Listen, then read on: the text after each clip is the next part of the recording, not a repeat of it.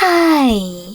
In front of me is Nubia Red Magic 6R, and today I would like to show you how you can block app notifications from apps of your choosing on this Nubia.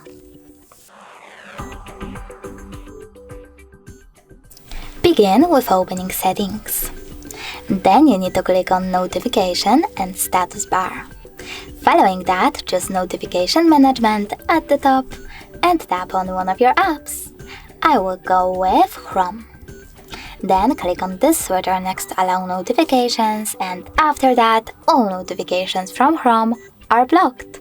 If you wish to enable them, just click on this same switcher. Thanks so much for watching. If you enjoyed this video, leave a like, comment and subscribe. Bye!